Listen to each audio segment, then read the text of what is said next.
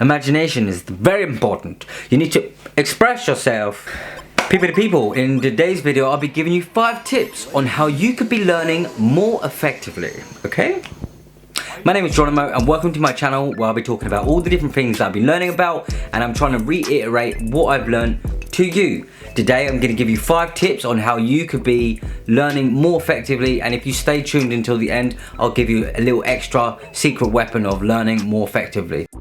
The first tip of learning more effectively is in your duration of learning. How long are you learning for? Because if you're learning for longer periods of time, you're gonna experience significant drops in your motivation, or you're going to be distracted because over a longer period of time you're exposed to more distractions and you've got willpower depletion over time. So if you make your study sessions shorter and more frequent, then it gives you the opportunity to recall information, and also you're at the highest level of focus in those short bursts of time. This is called the pomodoro technique, where you only study in 25-minute segments and then you have a 5-minute break, and then you repeat this process. I do exactly the same thing when I'm reading and doing loads of other things. Before I used to love just hammering out loads of work in hours at a time, but now I realize that it's better for learning harder to comprehend subjects, to break it down into smaller parts and water feed it to yourself. Tip number 2 is an ancient Greek method of memorization called mnemonics.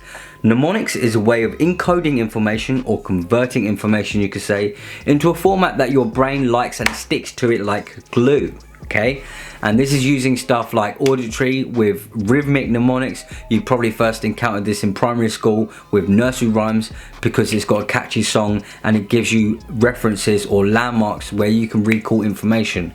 It could be through your heightened sense of spatial awareness with Loki mnemonics, or often referred to as a memory palace, where as we've evolved as hunters and gatherers, we've got a very acute sense of spatial awareness.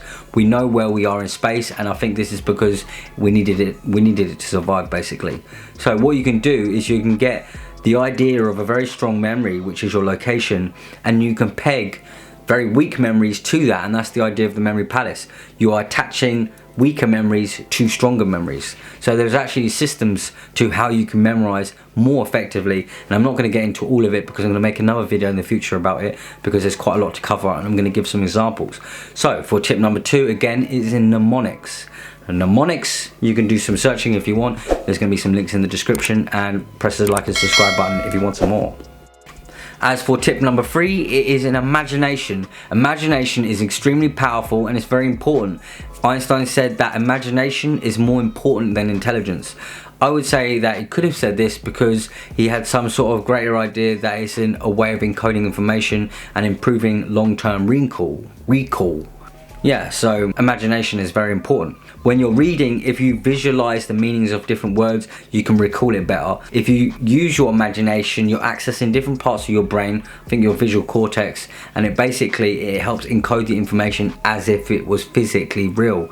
If you are trying to memorize a shopping list or anything like this, you can actually recall a lot more if you can visualize it actively, like trying to recall it back, because your brain doesn't really know the difference between reality and fiction. So when you imagine it, your brain thinks it's actually real. As for tip number 4, it is in spaced repetition learning, which is short for space in between your repetitions whilst you're learning. I've got these buckets here, and what they basically have got in them containing is Spanish translations for different words and phrases, and I've basically got several of them. And what I do with that is I basically have got day 1, day 3, day 5, and if I get it right I put it into the next basket. And what this does is it acts as a filtering system to filter out the known and leave me with the unknown. You've got different applications that you can use where you don't really need pieces of paper, and you can get it free, which is called Ankydroid. Ankydroid is free to download, and you can download different packs to help you learn all sorts of things. This helps speed up your learning process because you're not revisiting the same already known stuff all the time. And what it does is it gives you more distance between the known and the unknown information, and it almost stretches different parts of information into long-term recall. After 48 hours you forget around 80% of new information, so when you have this like refreshing period of revisiting information, then it strengthens the neural networks of different parts of information and it makes it easier for you to recall it later.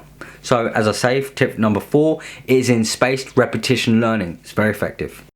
And tip number 5 is in the application and reformulation of information.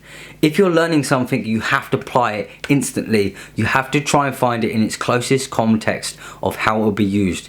If you're trying to learn a language to travel, don't sit there and start learning grammar, because it's moving away from your ultimate goal, and in the context you're not going to be able to recall the same amount of information. And this is because context dependent memory, when memory itself is dependent in the context because it's been encoded into that scenario. It gives you points of references where you can recall. That's why when you're walking around and you forget something because you're thinking about something, when you walk back, sometimes it triggers the memory back, because in that context, in that geographical location, the memories are encoded.